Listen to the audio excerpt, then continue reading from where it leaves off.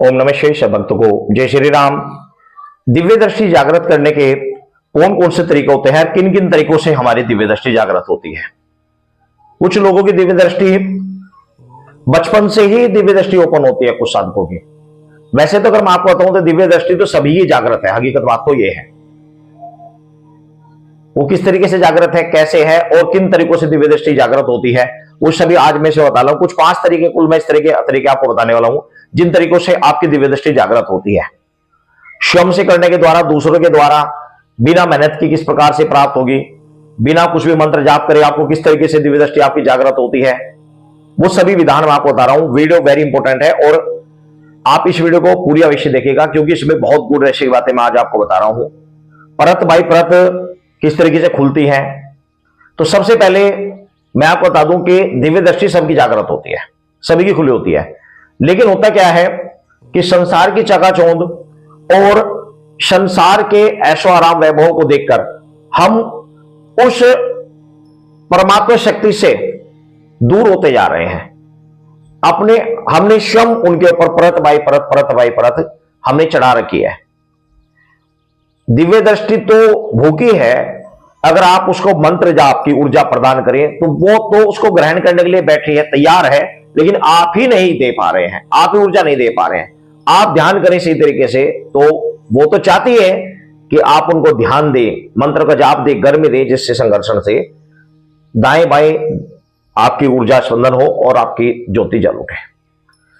तो 5 तरीके। सबसे पहला तरीका है कि आपको यदि कोई योग्य गुरु प्राप्त हो जाता है, योग्य गुरु ऐसा जो सच्चा हो, सही हो, निस्वार्थ हो और छल कपट से रहित हो, सच्ची मन में उसके भावना हो, जन कल्याण की भावना रखता हो और आपको ज्ञान दे प्रदान कर सके, और उसने किसी मंत्र के ऊपर लंबे समय से किसी मंत्र के ऊपर कंटिन्यू उसने जाप किया हुआ हो, तो ऐसे किसी गुरु के द्वारा आपको गुरु मंत्र प्राप्त करना चाहिए।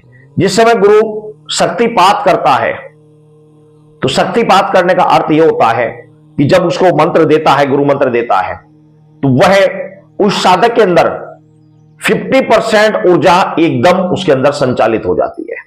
50% गुरु के द्वारा प्राप्त हो गई। कुछ ऊर्जा आपकी तत्काल आपको भगवत प्राप्ति, तत्काल आपको दिव्य दृष्टि जागृत, आपको ज्ञान प्राप्त हो जाता है।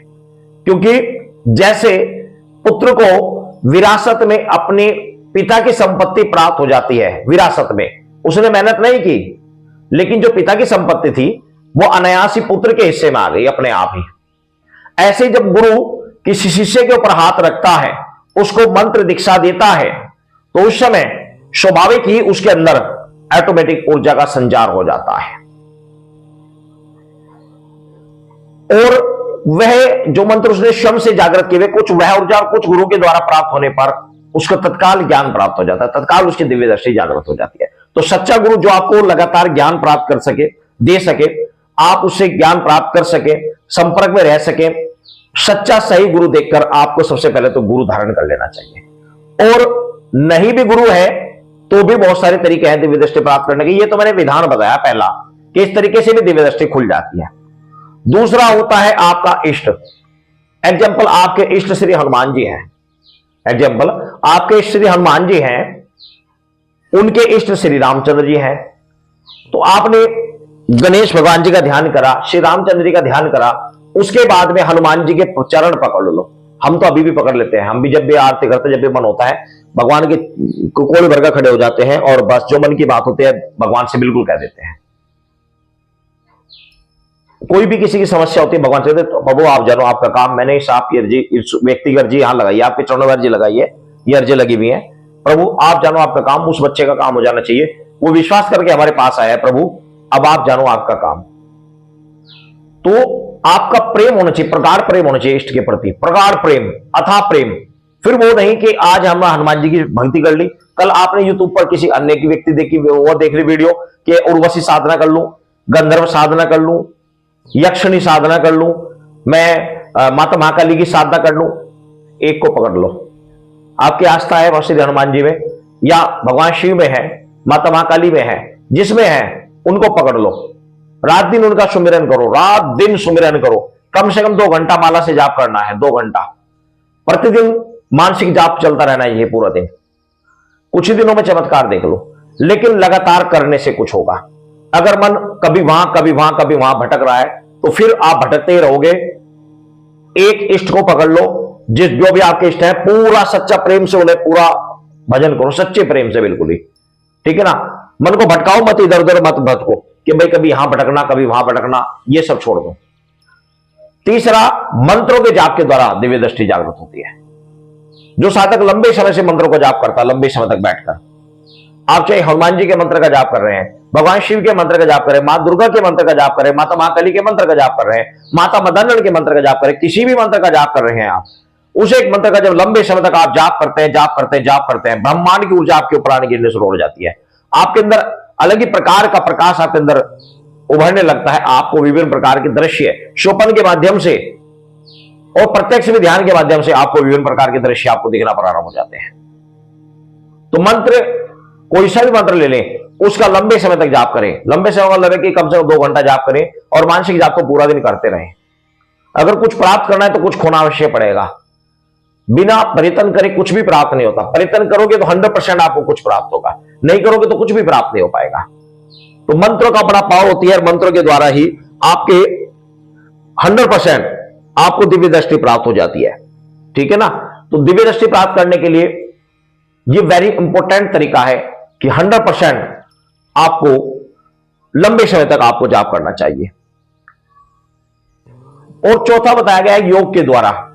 योग के द्वारा कुंडलिनी जागृत करनी या फिर कुंडलिनी जागृत करनी या फिर आपके सिक्स सेंसर एक्टिवेट करना, दिव्य दृष्टि प्राप्त करना, ये सभी योग के द्वारा भी सुलभ है। अगर आपको कोई योग का सच्चा कोई अच्छा कोई मार्गदर्शन मिल जाए तो योग के द्वारा भी ये सुलभ है। योग के द्वारा भी अनायास ही प्राप्त हो जाती है। योग के द्वारा भी आपके कुंडलिनी जागृत हो जाती है, ठीक है ना। सातों चक्र आपके एक्टिवेट हो जाते हैं। अगर कोई योग का अच्छा गुरु आपको प्राप्त हो जाए तो योग के द्वारा भी आप दिव्य दृष्टि प्राप्त कर सकते हैं। यह भी अच्छा ऑप्शन है। और 5वां होता है त्राटक।